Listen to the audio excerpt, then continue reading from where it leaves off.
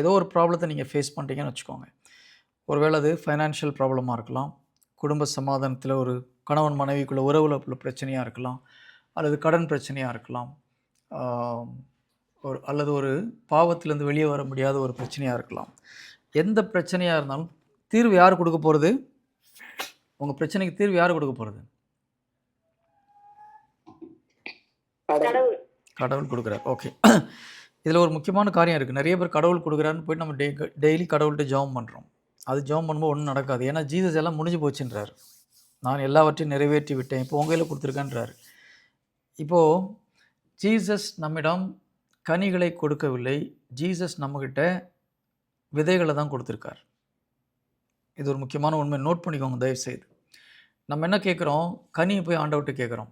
ஆண்டவரே, எனக்கு நோயிலிருந்து விடுதலை வேணும், என் கடன் பிரச்சனையிலேருந்து விடுதலை வேணும், எனக்கு ஒரு வேலை கிடைக்கணும், திருமணம் ஆகணும்.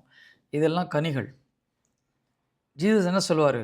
நான் உனக்கு விதையை கொடுத்துருக்கேன், அந்த விதையை நீ விதைச்சேன்னா அது கொஞ்சம் கொஞ்சமாக வளர்ந்து அதை அறுவடை பண்ணி நீ எடுத்துக்கோ, அதுக்கு நான் உதவி செய்வேன்.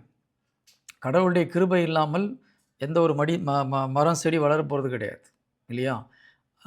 புனித பவுல் ரொம்ப தெளிவாக சொல்கிறார், நான் விதை விதைத்தேன், அப்போலோ நீர் பாய்ச்சினால், இருந்தாலும் ஆண்டவராக இயேசு கிறிஸ்து அதை விளைவிக்க செய்கிறார், அவருக்கு தான் மாட்சிமை உண்டாகட்டும்ன்றார். நம்ம விதை வச்சாலும் தண்ணி ஊற்றினாலும் உரம் போட்டாலும் ஆண்டவருடைய கிருபையினால் தான் ஒரு மரமோ செடியோ வளருது.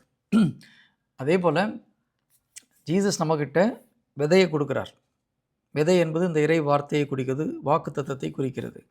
நம்முடைய வேலை என்னது? இந்த வார்த்தையை நம்முடைய இருதயத்தில் விதைத்து அதை கண்ணும் கருத்தாக பாதுகாத்து இதை டெய்லி நம்ம அறிக்கை பண்ணி அது வளர்ந்து கனி கொடுக்கணும். இதுதான் ப்ராசஸ். இந்த விதை விதைப்பின் ஓமை ரொம்ப ரொம்ப முக்கியமான ஒரு ஓமை. நம்ம அதை பற்றி டிஸ்கஸ் பண்ணியிருக்கோமா இங்கே? விதை விதைப்பர் ஓமையை குறித்து